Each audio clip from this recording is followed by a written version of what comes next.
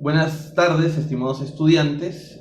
Mi nombre es Eric Verano, soy el docente del curso y a nombre de la Universidad de Ciencias y Humanidades y del mío propio, les doy la bienvenida a esta segunda sesión del curso de Gestión Pública que tendrá como tema el día de hoy los sistemas funcionales y sistemas administrativos del Estado peruano.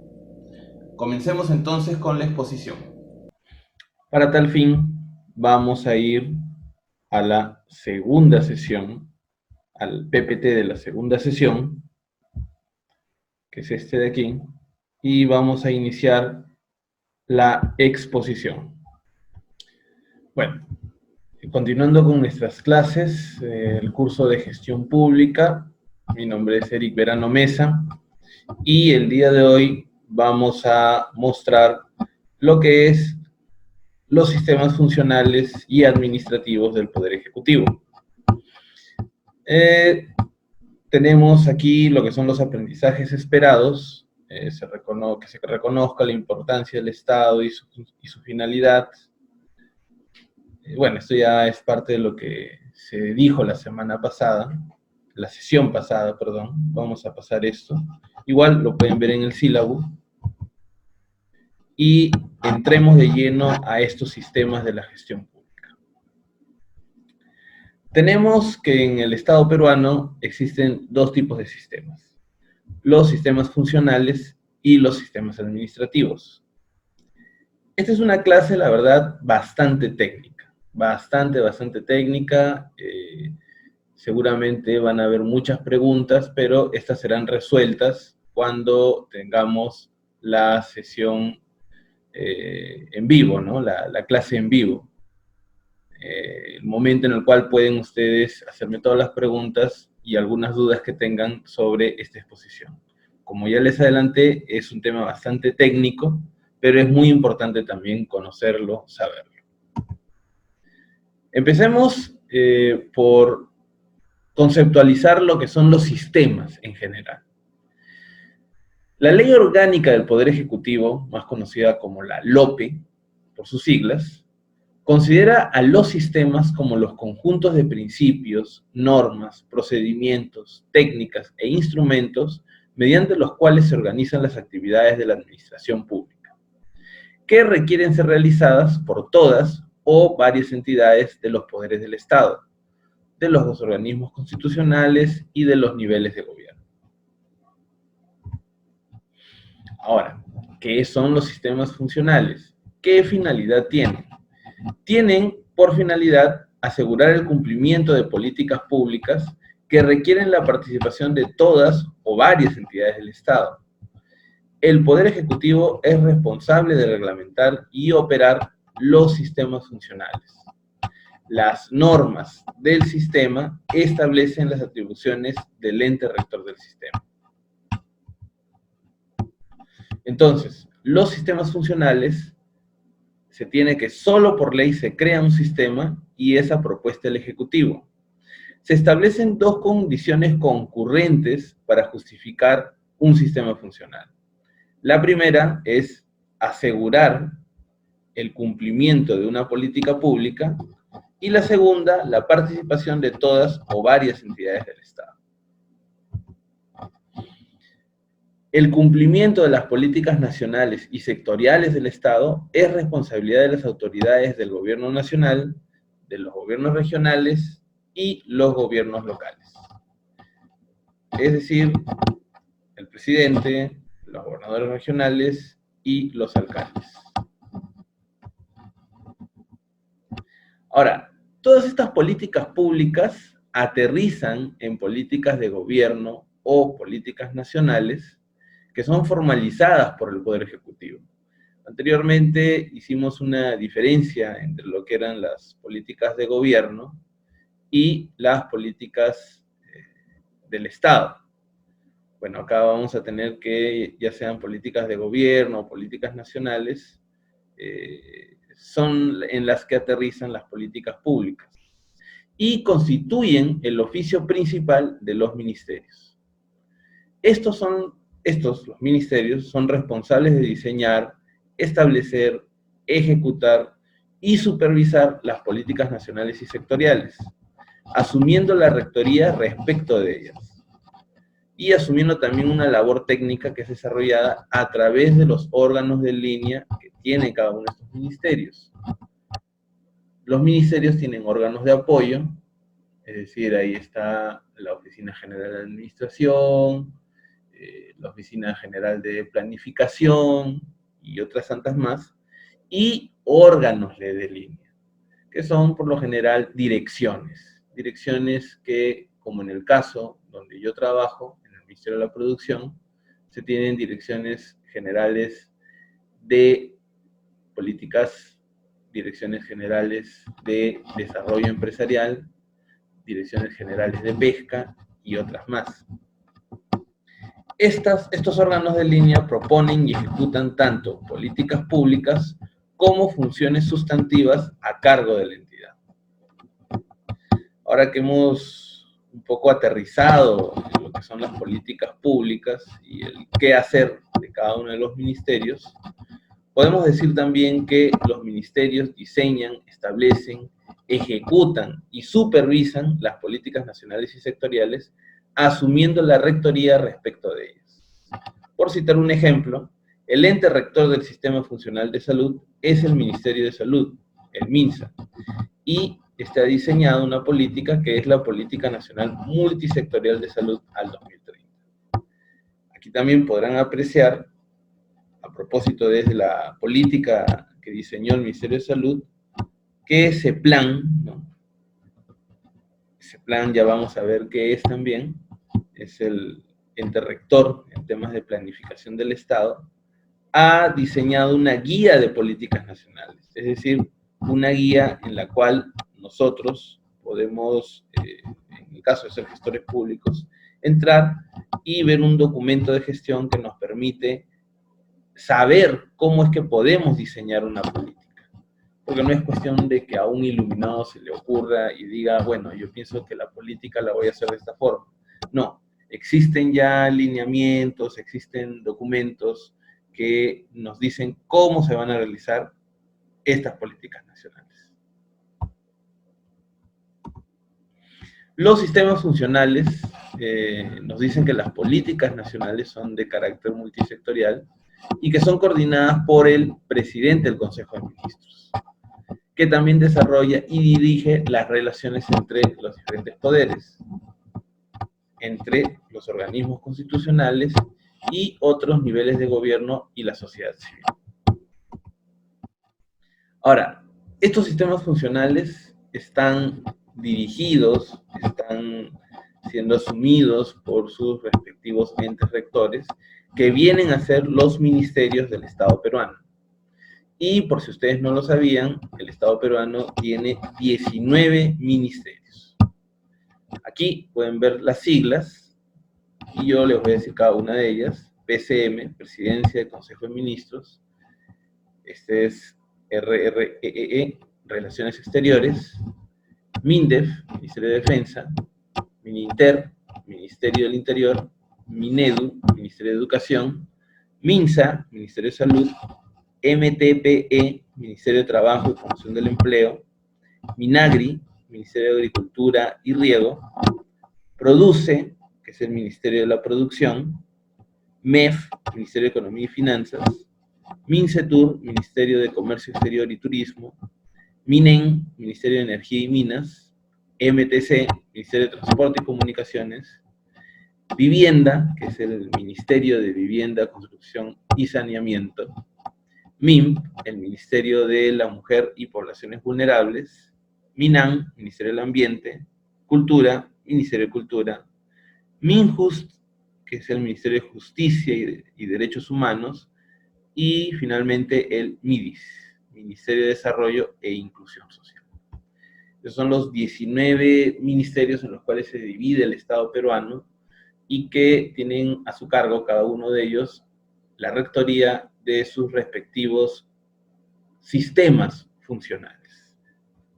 Habiendo hecho esta primera parte de la sesión en la cual se ha explicado los sistemas funcionales, pasamos ahora a un tema también muy importante, que viene a ser los sistemas administrativos. Los sistemas administrativos en el sector público se definen como un conjunto de normas, procedimientos, principios de aplicación referidos a cada una de las actividades desarrolladas por la administración gubernamental. Los mismos que están orientados por un conjunto de dispositivos legales que reglamentan y establecen procedimientos para su ejecución. Estos sistemas administrativos tienen relación con las funciones de administración interna. Hace unos minutos hablamos de órganos de línea, pero estos órganos de línea también coexisten con órganos de apoyo. Y estos órganos de apoyo son los que tienen que ver con las funciones de administración interna, ya sea tesorería, planificación, administración, recursos humanos, etc. Todo esto, la administración interna.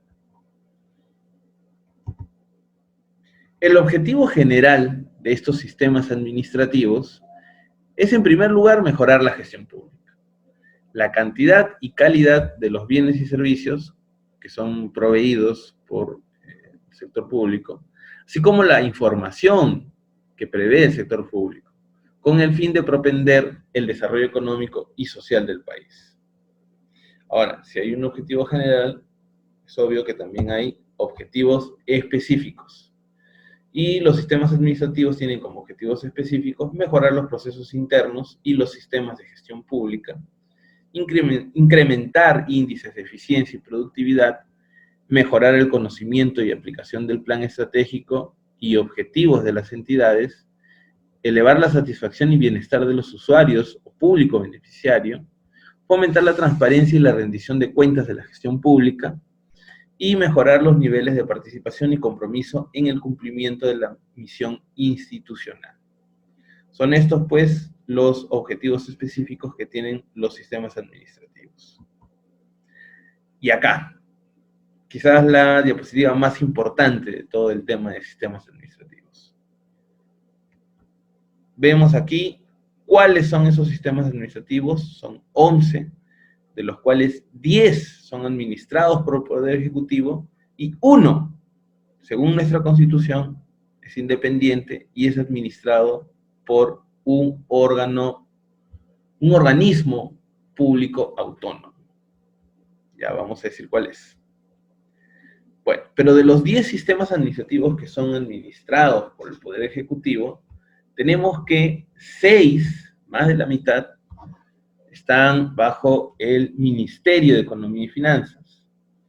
3 están con la PCM y 1 con el Ministerio de Justicia.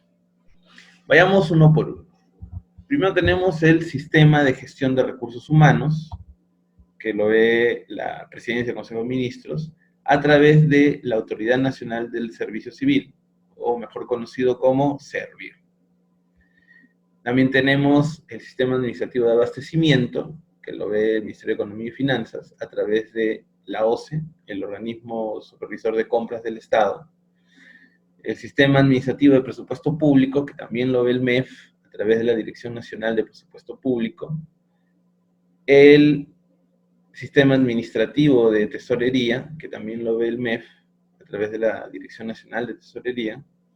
El Sistema de Endeudamiento Público, perdón, aquí es MEF, que lo ve la Dirección Nacional de Tesoro Público. Pequeño lapsus.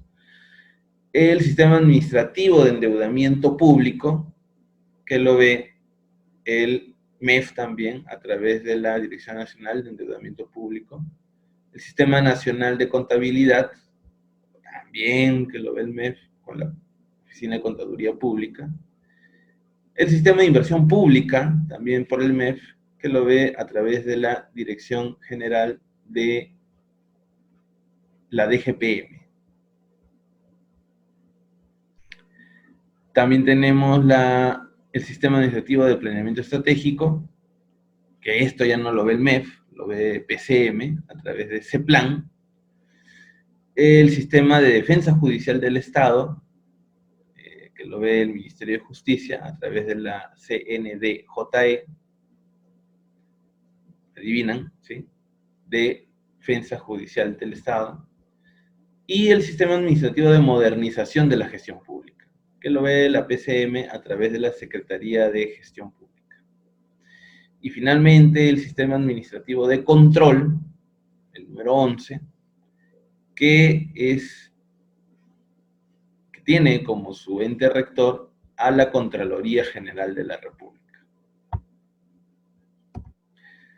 Bueno, acá podemos ver algunos de estos sistemas administrativos y que todos concurren en lo que es el quehacer de la gestión pública. Pero estos sistemas administrativos tienen entes rectores, entes que, como ya hemos visto, son los encargados de llevar a cabo el funcionamiento de estos sistemas administrativos, son los responsables, y estos entes rectores se constituyen en una autoridad técnico-normativa a nivel nacional, que dictan las normas, establecen los procedimientos relacionados con su ámbito, coordinan su operación técnica y son responsables de su correcto funcionamiento. Ahora, ¿qué funciones tienen los entes rectores? En primer lugar, programar, dirigir, coordinar, supervisar y evaluar la gestión del proceso.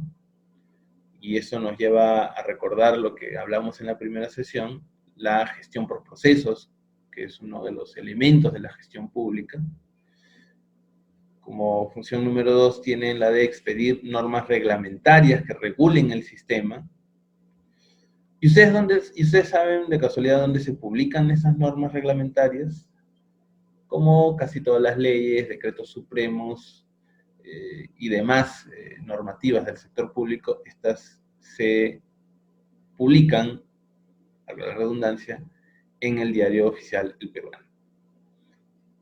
Es oficial cuando se publica en este diario, si no, no es oficial.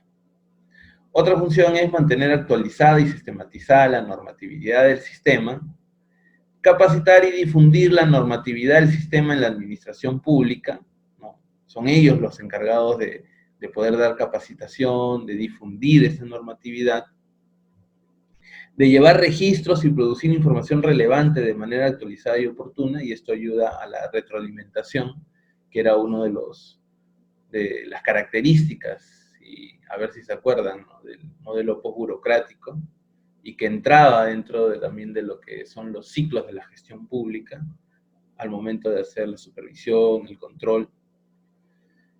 También es una función de un ente rector el supervisar y dar seguimiento a la aplicación de la normatividad de los procesos técnicos de los sistemas, es decir, ejercen un control para ver si se está aplicando o no la normatividad de los procesos técnicos. Y finalmente, algo relacionado a la calidad, algo relacionado a la mejora continua, que es promover el perfeccionamiento y simplificación permanente de los procesos técnicos del sistema administrativo. Entonces, hasta aquí hemos visto lo que son todas las funciones de los entes rectores, y de esta manera estamos terminando esta clase en la cual hemos podido aprender acerca de los sistemas funcionales y los sistemas administrativos del Estado peruano. Hasta acá hemos visto lo que son los sistemas administrativos, los sistemas funcionales del Estado peruano, pero vamos a entrar con mayor detalle en lo que queda de la exposición sobre los sistemas administrativos, cada uno de ellos. Es un tema bastante técnico, por lo que voy a requerir la mayor de su atención. No cabe duda de que estos temas son muy importantes, tanto para ustedes como profesionales, como para el desarrollo del curso. Y sin más preámbulo, continuamos con la segunda parte de esta sesión. Y para eso vamos a descargar este PowerPoint, en la cual vamos a ver los diferentes sistemas administrativos del Estado peruano, comenzando con el Sistema Nacional de Control y los que están relacionados a el Sistema Administrativo Financiero. Entonces, comenzamos.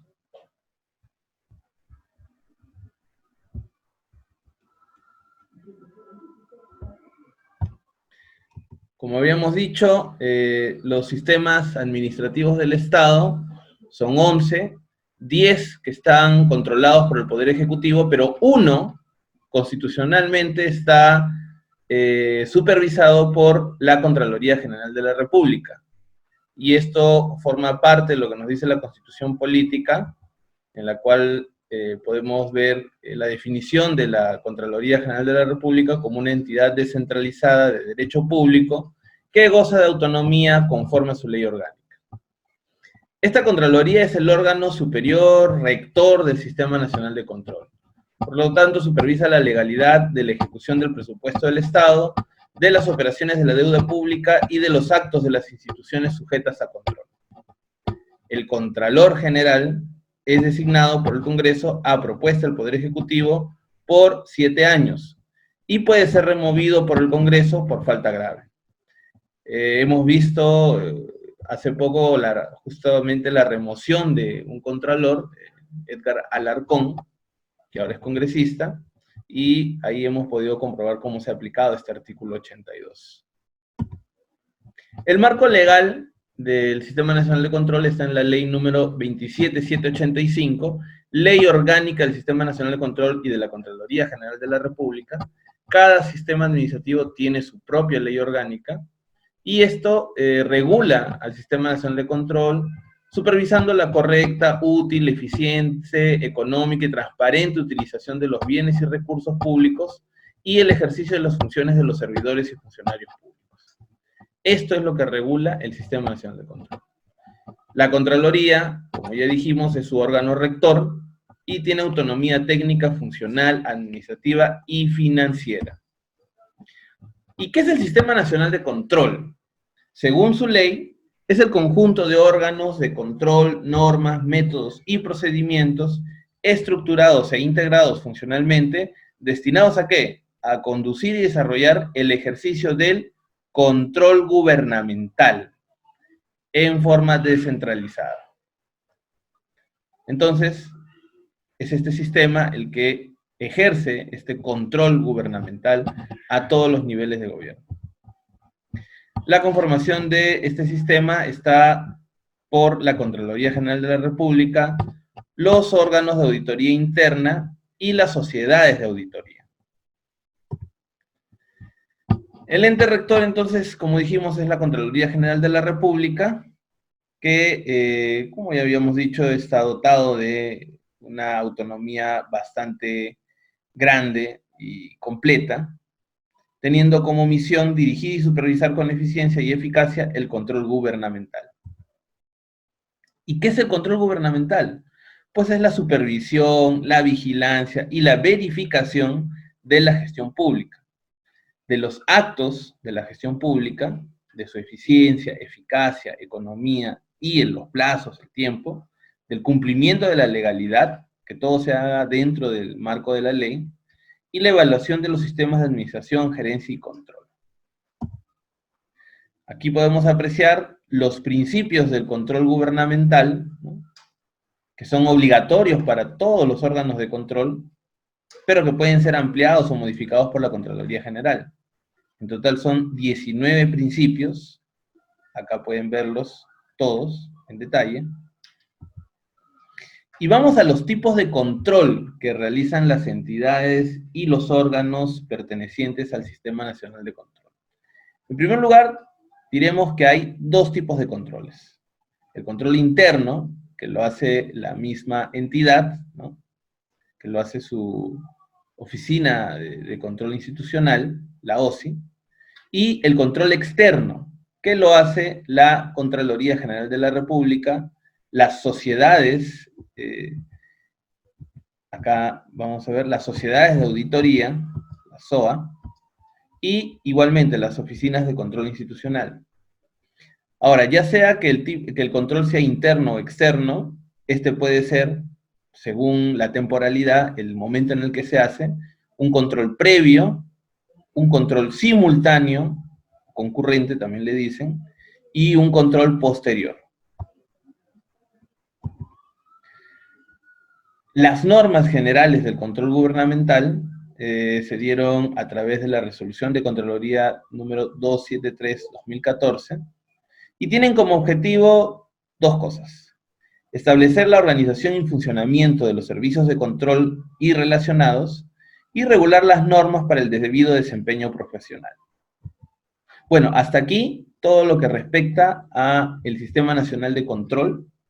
Es bastante amplio, es un sistema que por intermedio de la Contraloría General de la República tiene presencia en todos los organismos del sector público, ya sea en el Poder Judicial, Ejecutivo, Legislativo, en todos los niveles de gobierno nacional, regional, local, y también en los organismos públicos autónomos. Pero ahora vamos a algo que también es igual de importante que el control, que es la administración financiera del sector público, y que está integrada por 4 sistemas, que justamente son manejados, supervisados por el Ministerio de Economía y Finanzas. Y estos son el Sistema Nacional de Presupuesto, el Sistema Nacional de Endeudamiento, el Sistema Nacional de Contabilidad y el Sistema Nacional de Tesorería. Vamos con el primero.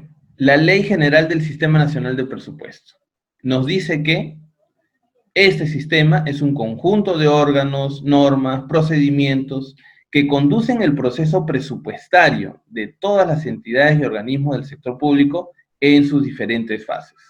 Más adelante vamos a ver cuáles son estas fases del ciclo presupuestario. Bueno, continuando con el marco legal, la Ley General de este Sistema Nacional de Presupuesto nos dice que su órgano rector, dentro del Ministerio de Economía y Finanzas, es la Dirección General de Presupuesto Público, que es la más alta autoridad técnico-normativa en materia presupuestaria, y mantiene relaciones técnico-funcionales con la oficina de presupuesto o la que haga sus veces en cada entidad pública.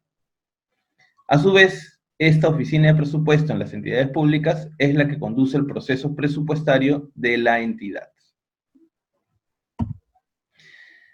Los integrantes del Sistema Nacional de Presupuesto viene a ser esta dirección que ya hemos mencionado, la Dirección Nacional de Presupuesto, las oficinas de presupuesto de cada entidad y el titular de la entidad. Acá podemos apreciar detalladamente cuáles son las funciones que tiene cada uno de los integrantes del Sistema Nacional de Presupuesto en esta materia. Ahora, la Ley General del Sistema Nacional de Presupuesto nos detalla también que el presupuesto público es una herramienta de política y gestión pública, mediante el cual se asignan recursos y se determinan gastos que permita cumplir las funciones del Estado y cubrir o cumplir, disculpen ahí el error, los objetivos trazados en los planes de política económica y social de mediano y largo plazo. Entonces, esta es la definición de lo que es el presupuesto público, enfatizando lo que es la asignación de recursos y la determinación de gastos, todo pensando en cumplir las funciones del Estado y cumplir estos objetivos. Algo que nos llama a recordar lo que es la gestión por resultados, que es la asignación de recursos amarrado con el cumplimiento de determinados objetivos. Ahora, las fases del proceso presupuestario. Este es un ciclo que comienza con lo que es la programación, continúa con la formulación, después viene la aprobación de este presupuesto, la ejecución y finalmente la evaluación. Este es un proceso que dura más de un año, ¿no? Más adelante lo vamos a ver, es multianual. Y justamente acá tenemos las fechas, las fases del proceso presupuestario, en la cual tenemos que, por ejemplo, el presupuesto de este año 2020 se programó entre mayo a junio del año 2019, del año anterior. Este presupuesto 2020 se formuló entre julio y agosto también del año pasado, y hasta el 30 de noviembre se dio el plazo para que este pueda ser aprobado. Hasta acá vemos tres fases del proceso presupuestario que se hacen un año antes. Finalmente, la ejecución del presupuesto del 2020, que se va a dar del 1 de enero al 31 de diciembre de ese año, y finalmente la evaluación del ejercicio, que se hace 30 días después de vencido este presupuesto.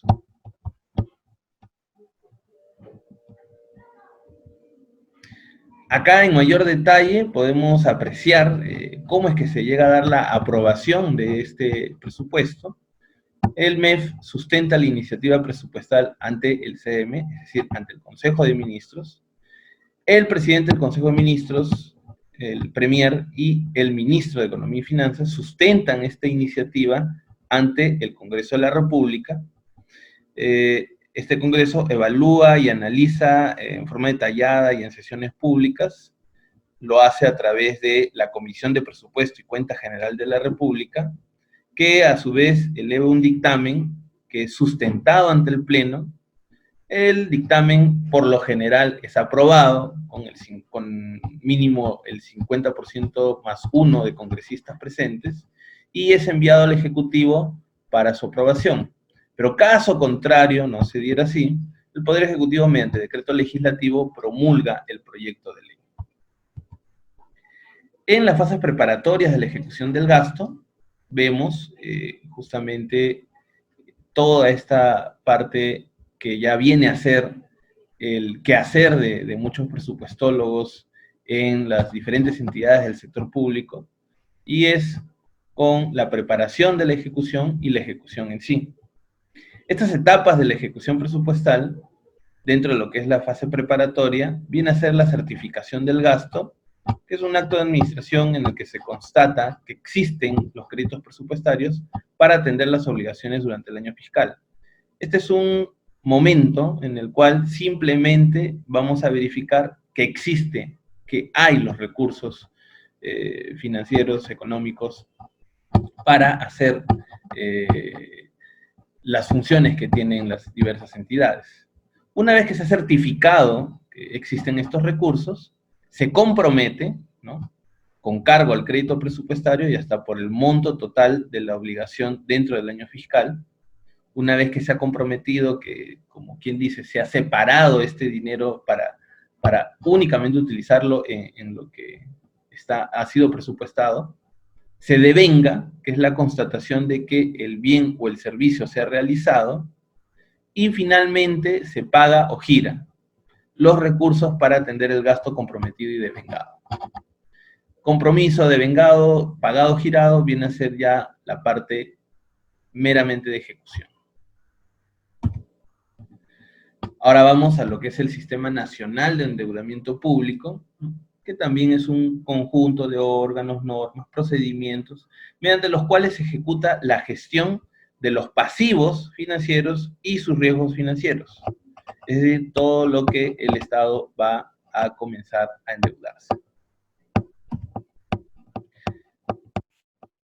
Es a través de la Dirección Nacional de Endeudamiento Público, la DENEP, que pertenece al MEF, que es el órgano rector de este Sistema Nacional de Endeudamiento, y las atribuciones de esta dirección son programar, negociar y gestionar la aprobación de operaciones de endeudamiento y administración de deuda del Gobierno Nacional, programar y autorizar el desembolso de las operaciones de endeudamiento, emitir títulos representativos de deuda del Estado, y programar y atender el servicio de la deuda del Gobierno Nacional y actuar como único agente del Estado en las operaciones del Gobierno.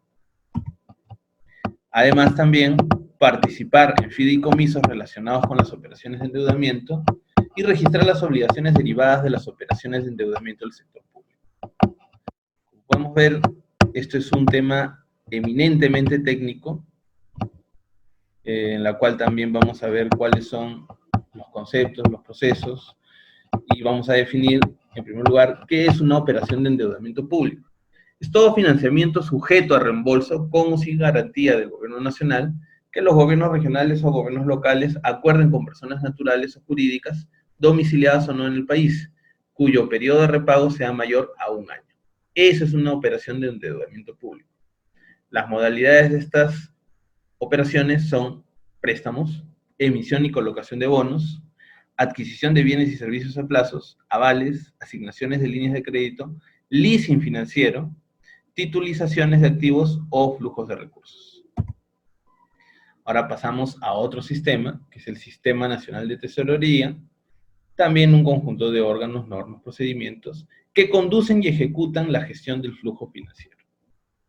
El órgano rector de este Sistema Nacional de Tesorería es la Dirección General de Tesoro Público. Igualmente, es la más alta autoridad técnico-normativa en materia de gestión de flujo financiero y mantiene las relaciones técnico-funcionales con la oficina de tesorería de cada entidad pública. Estas oficinas de tesorería conducen el proceso de gestión del flujo financiero de la entidad.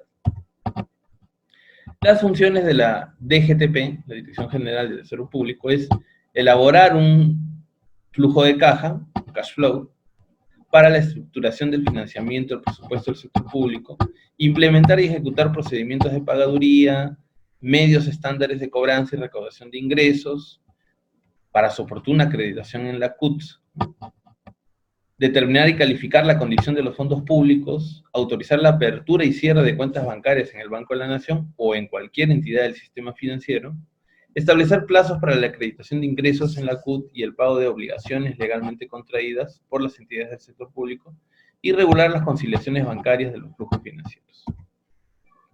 La delicia de muchos contadores, ¿cuál es? El Sistema Nacional de Contabilidad. Y este es, vamos a diferenciar un poco, para no repetir siempre los mismos conceptos, un conjunto de principios, normas, procedimientos, procesos, técnicas e instrumentos que ejecutan y evalúan el registro contable de los hechos económicos, financieros y patrimoniales del sector público. Establece las condiciones normativas para la presentación de la rendición de cuentas de las entidades del sector público a fin de elaborar, ¿qué? La Cuenta General de la República. Los principios de este sistema son la integridad, la oportunidad, responsabilidad, transparencia, uniformidad, y aquí pueden ver también sus funciones, que principalmente son emitir normas y procedimientos de contabilidad para el sector público, programar, dirigir, supervisar la aplicación de la normativa, elaborar la Cuenta General de la República, definir y estructurar la contabilidad de las entidades del sector público, conducir y promover la articulación de las entidades públicas en los 3 niveles de gobierno dentro del sistema. Y finalmente vamos a ver quiénes son los integrantes de este sistema.